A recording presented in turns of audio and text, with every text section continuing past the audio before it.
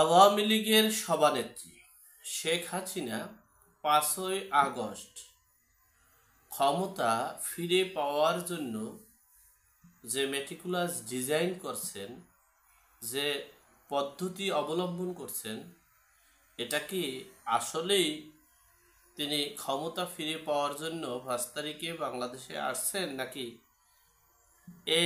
NTP সহ বিভিন্ন গণমাধ্যমে একটা ষড়যন্ত্র করছেন এবং আতঙ্ক বিরাজ করছেন সারা বাংলাদেশে? এমন কি না সেই মুহূর্তে এই রাষ্ট্রপতি শাহাবুদ্দিন চুপ্পু সাহেবের কি করণীয়, সে বিষয়ে সংক্ষেপে আপনাদের সাথে শেয়ার করছি। ইতিপূর্বেই আমি ২-৩টা ভিডিও এই বিষয় নিয়ে আলোচনা করেছি। ৩রা আগস্ট, ৫ই আগস্ট এবং ৮ই আগস্ট।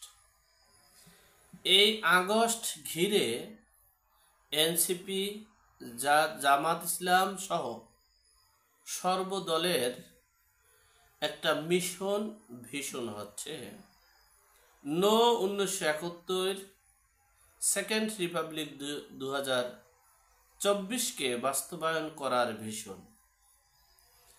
আর সেখানে এই ভীষণকে প্রতিবাদ এবং প্রতিরোধ করার জন্য আওয়ামী লীগ তথা 1971-এর চেতনা আমি বাঙালি, তাদের যে কার্যক্রম, সেটারও আভাস আমরা ইতিমধ্যে পেয়েছি।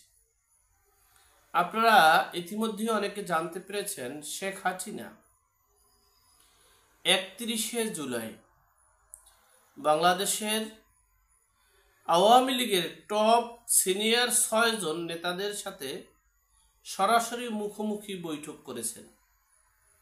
এটাই সর্বপ্রথম মুখোমুখি বৈঠক।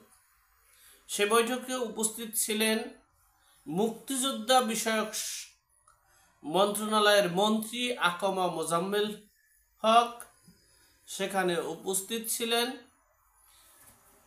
মোফাজ্জল হোসেন মায়া, এরপরে সেখানে উপস্থিত ছিলেন সুজিত নন্দী রায়, এরপরে SM কামাল সাহেব, উপস্থিত ছিলেন প্রেসিডিয়াম সদস্য জাহাঙ্গীর কবির নানক ও উপস্থিত ছিলেন বাহাউদ্দিন নাসিম সাহেব। সেই মিশন, সেখানে একটা সিদ্ধান্ত হয়েছে, যেটা বাংলাদেশের গণমাধ্যম, সরকারি গণমাধ্যমগুলো যেভাবে উপস্থাপন করেছে, ঠিক এর ব্যতিক্রম একটা আওয়ামীপন্থী বা আওয়ামী লীগের বা 1971-এর চেতনাধারী তাদের তথ্য আরেকটা। যাই হোক, সেখানে হচ্ছে 1971-এর চেতনা বাংলাদেশে কিভাবে রক্ষা করা যায়, সেই মিশন বাস্তবায়ন করার জন্য। এমনকি এই 1971 সালের ইতিহাস, ঐতিহ্য, স্বাধীনতা, সংবিধান, গণতন্ত্র, এই বিষয়গুলোতে যদি হস্তক্ষেপ করা হয়, তাহলে ইন্ডিয়া সর্বোচ্চ শক্তি দিয়ে এই আওয়ামী লীগকে, অর্থাৎ শেখ হাসিনার নেতৃত্বে এ দেশে একটা রণক্ষেত্র তৈরি হবে, এমনটাই আশঙ্কা করা যাচ্ছে। অপরদিকে এই অন্তর্বর্তীকালীন সরকারের প্রধান উপদেষ্টা ডক্টর মোহাম্মদ ইউনূস এবং এনসিপি প্লাস এনসিপির উপদেষ্টা বললে ভুল হবে, প্রধান, আমাদের সবচেয়ে গণমাধ্যমের সবচেয়ে জনপপুলার নেতা পিনাকি ভট্টাচার্য,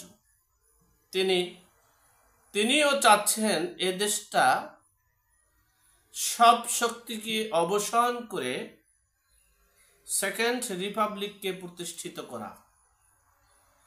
তবে সেটা তার ব্যক্তিগত মতামত, তার চিন্তা, তার চেতনা। 1971-কে বাদ দিয়ে না করলেও করা যায়। 1971-এর সব কিছু রেখেও আমরা তৃতীয় শক্তি এবং জনগণের ভোট অধিকার রক্ষা করতে পারি। আমরা যদি পরিবারতন্ত্রের কথা বলে দেশে যদি দেশ স্বাধীনতার ইতিহাসকে যদি মুছে ফেলার চেষ্টা করি, স্বাধীনতার ঐতিহ্য যদি মুছে ফেলার চেষ্টা করি, সংবিধান যদি মুছে ফেলার চেষ্টা করি, তাহলে সেটা আমাদের কোথায় গিয়ে দাঁড়াবে একটু ভাবা উচিত বলে আমি মনে করছি। সেখানে এই মুহূর্তে বাংলাদেশের সকল যে ক্রাইসিস চলছে, আমার যেটা ক্ষুদ্র জ্ঞানে আসছে, যা কিছুই করা হোক না কেন সব কিছুই মেনে নেওয়া যাবে, তবে মেনে নেওয়াটার সময় আছে, সময় পর্যন্ত। এরপরে যখনই মুক্তিযুদ্ধের বিষয়ে হস্তক্ষেপ করবে তখন আওয়ামী লীগ, ভারত এবং রাষ্ট্রপতির সমন্বয়ে এদেশে রণক্ষেত্র তৈরি করে 1971 সালকে প্রতিষ্ঠিত করবে, এমনটাই আশঙ্কা করা যাচ্ছে। এখন এ পর্যন্ত ভালো থাকবেন, সুস্থ থাকবেন, নিরাপদে থাকবেন। দেখা হবে আগামী পর্বে।